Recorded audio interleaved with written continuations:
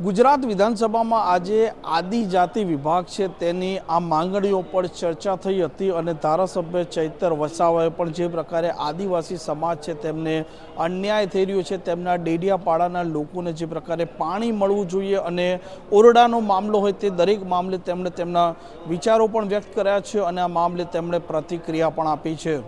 વૈષ્ણવજન તો તેને કહીએ જે પીડ પરાઈ જાનાને રે। નમસ્કાર, આપ જોઈ રહ્યા છો નવજીવન ન્યૂઝ અને હું છું આપણી સાથે તોફિક ગાંચી। આદિવાસી સમાજના લોકોના માટે આદિજાતિ વિભાગ છે અને આદિજાતિ વિભાગની પૂરક માંગણીઓ છે તેના પર આજે ચર્ચાઓ ચાલી રહી છે અને તેમાં ધારાસભ્ય ચૈતર વસાવાએ તેમના વિચારો પણ વ્યક્ત કરતા કહ્યું હતું કે તેમના ડેડિયાપાડામાં જે પ્રકારે પાણીની જરૂરિયાત છે અને તેમના આસપાસ નર્મદા સહિત કરજણ અને તે પણ ડેમ છે અને ત્યાંના લોકો છે તેમને આ ડેમમાંથી પાણી મળવું જોઈએ। સાથે આદિવાસી વિસ્તારોમાં જે પ્રકારે ઓરડાઓની ઘટ છે તે લઈને પણ તેમણે સવાલો ઉપસ્થિત કર્યા છે અને તેમના આદિવાસી વિસ્તાર છે તેના વિકાસ કેમ નથી થઈ રહ્યો તે મામલે પણ તેમણે તેમના જે પ્રકારના વિચારો વ્યક્ત કર્યા હતા તે મામલે તેમણે પ્રતિક્રિયા આપી છે। આજે વિધાનસભાના સન્માન્ય ગૃહમાં આદિજાતિ વિકાસ વિભાગના મંત્રી શ્રી માંગણીઓ લઈને આવ્યા છે ત્યારે એમાં ચર્ચામાં મેં પણ ભાગ લીધો અને સરકારશ્રીનું ધ્યાન દોર્યું કે જે પ્રકારે ગુજરાતમાં 15% આદિવાસી સમુદાય વસે છે, 1,25,00,000 જેટલો આદિવાસી સમાજ વસતો હોય, આપણે જે વિધાનસભામાં બેઠા છે, વિધાનસભા હોય, સચિવાલય હોય, હાઈકોર્ટ હોય, કલેક્ટર કચેરી હોય, એસપી કચેરી હોય કે જિલ્લા પંચાયત હોય કે આ ગુજરાતના રોડ રસ્તા હોય, તમામ જગ્યાએ આદિવાસી સમાજે પોતાનો પરસેવો આપીને આ ગુજરાતના વિકાસમાં એમનું ખૂબ મોટું યોગદાન છે। ત્યારે આદિજાતિ બજેટમાં આ વર્ષે 5,425 કરોડની જોગવાઈ કરવામાં આવી છે, જે ખૂબ ઓછી છે। કેન્દ્રીય આયોજન પંચ એવું કહે છે કે 15% આદિજાતિઓની વસ્તી સામે 17.57% એમનું બજેટ હોવું જોઈએ, એની સામે માત્ર 1.35% જ આદિજાતિઓને બજેટ ફાળવવામાં આવ્યું છે। જે લોકો વિકાસથી ઝંકી રહ્યા છે, વંચિત છે, એના માટે પણ સરકારે 1.35% જે બજેટ ફાળવ્યું છે ત્યારે આપણને એના પરથી ખબર પડે છે કે સરકારની કેટલી ચિંતા આદિવાસીઓની છે।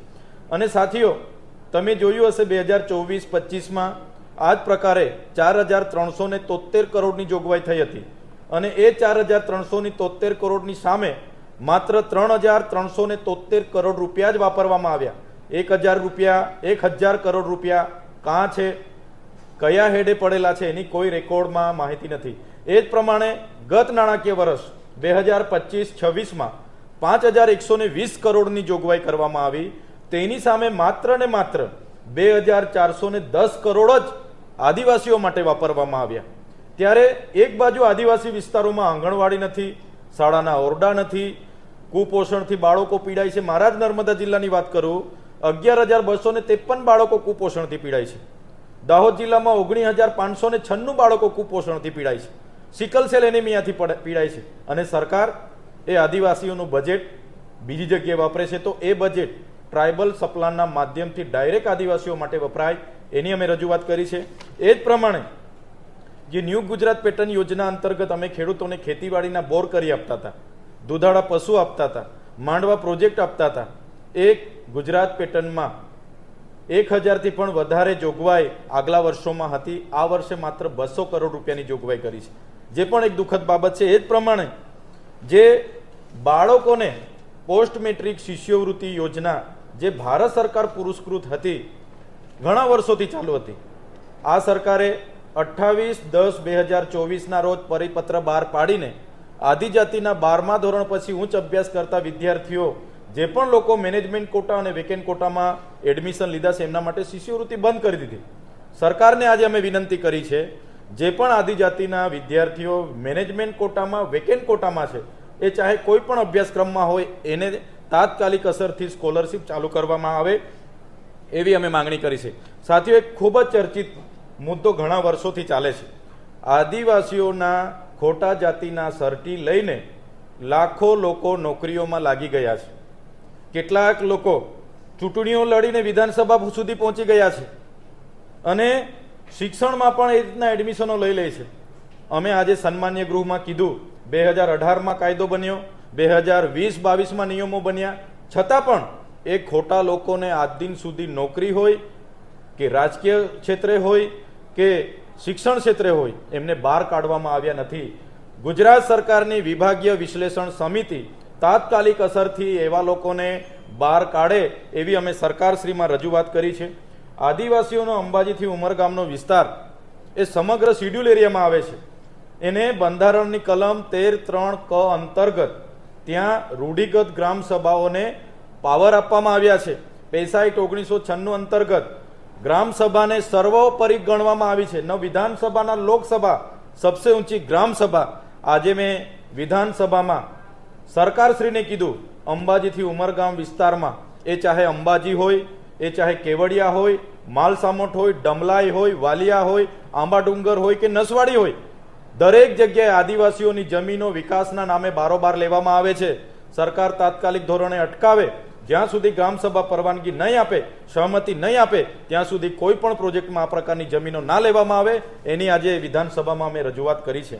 માન્ય મંત્રીને પણ કીધું છે કે જે વન અધિકાર અધિનિયમ 2006 જે કાયદો બન્યો કે ભાઈ જંગલ જમીનમાં રહેતા આદિવાસીઓ જે જંગલ જમીન ખેડે છે એમને એમના દાવાઓ આપવાના, એ જમીન એમને આપવાની. ત્યારે સરકારે શું કર્યું? એ કાયદા અંતર્ગત ઓફિસોમાં બેસીને ડિવિઝન હોય, પ્રાયોજના વહીવટદાર હોય, ગીર ફાઉન્ડેશન હોય કે કલેક્ટર કચેરી હોય, ઓફિસોમાં બેસીને કોઈને 10 ગુંઠા, કોઈને 20 ગુંઠા આપી દીધી છે. આજે સન્માન્ય ગૃહમાં મેં કીધું વન અધિકાર અધિનિયમ માટે જે લોકોએ સનતોની માંગણી કરી છે એવા લોકોને કેટલો કબજો છે, એનો 5 એકરનો કબજો હોય કે 8 એકરનો કબજો હોય, એ કબજા પ્રમાણે માપણી કરીને એને એ જમીન આપી દેવામાં આવે એની માંગ કરી છે. અને સાથે સાથે જે ગુજરાતમાં આદિજાતિઓ માટેની વન અધિકાર અધિનિયમના પેન્ડિંગ દાવાઓ છે, સત્વરે સરકાર એ આદિવાસીઓને એમના અધિકારો આપે એની પણ મેં માંગ કરી છે. સાથે સાથે ખૂબ જ મહત્વની બાબત, નર્મદા ડેમનું પાણી સુજલામ સુફલામ સોની યોજના મારફતે સૌરાષ્ટ્રથી લઈને ઉત્તર ગુજરાતથી લઈને કચ્છ સુધી પહોંચાડવામાં આવ્યું છે. જે ડેમ બન્યો એના વિસ્થાપિતો નર્મદા જિલ્લામાં જ વસે છે, એમની વસાહતો છે. એક બાજુ ઉકાઈ ડેમના વિસ્થાપિતો ત્યાં વસે છે નર્મદા જિલ્લામાં, એક બાજુ કરજણના વિસ્થાપિતો વસે છે. એમને પણ એમનું બાકી વળતર આપવામાં આવે અને એમને નર્મદા ડેમનું જ પાણી ત્યાં આપવામાં આવે એની પણ મેં માંગ કરી છે. માન્ય મંત્રીશ્રીએ અગાઉ અમને કીધું હતું કે ડેડિયાપાડામાં અમે ગંગાપુર ડેમ બનાવવા માટેની માંગણી ત્યાંથી આવી છે, બનાવવા ઈચ્છીએ છીએ. ડેડિયાપાડા તો એક બાજુ નર્મદા, ઉકાઈ ને કરજણ ત્રણેય ડેમને અડીને આવ્યું છે, તો એ ડેમનું જ પાણી ડેડિયાપાડાને આપવામાં આવે, નહીં કે નવો ડેમ બનાવીને આદિવાસીઓને ડૂબાડીને એમની જમીન લઈને એમને વિસ્થાપિત કરીને સ્થળાંતર કરીને ફરી એ જ પ્રકારે અન્યાય કરવામાં આવે. એટલે જ્યારે પણ સિંચાઈની સુવિધાની માંગણી છે તો નર્મદા ઉકાઈમાંથી જ આપવામાં આવે એની પણ મેં આજે માંગણી કરી છે. સાથે સાથે સન્માન્ય ગૃહમાં આદિવાસી વિસ્તારનો જે આંગણવાડીની ઘટ છે, શાળાના ઓરડાની ઘટ છે, કુપોષણ, સિકલ સેલ એનેમિયા છે, એના માટે યોગ્ય આયોજન કરીને આદિજાતિનું બજેટ વાપરવામાં આવે એ આજે સન્માન્ય ગૃહમાં સરકારને અમે રજૂઆત કરી છે. આમ ધારાસભ્ય ચૈતર વસાવાએ જે પ્રકારે આ આદિજાતિ વિભાગની જે પૂરક માંગણીઓ હતી તેની ચર્ચા દરમિયાન વિચારો વ્યક્ત કર્યા હતા, તે મામલે હવે જોવાનું તે રહેશે કે મંત્રી તરફથી શું જવાબ આપવામાં આવે છે. અને સત્તા પક્ષ સાથે સંકળાયેલા જે ધારાસભ્યો છે તેમણે આદિવાસી લોકો છે તેમનો વિકાસ થયો છે તેવી તેમણે વાત પણ કરી હતી. આ પ્રકારના સમાચાર માટે નવજીવન ન્યૂઝ ચેનલ સાથે જોડાયેલા રહો. તોફિક ગાંચી, ગાંધીનગર.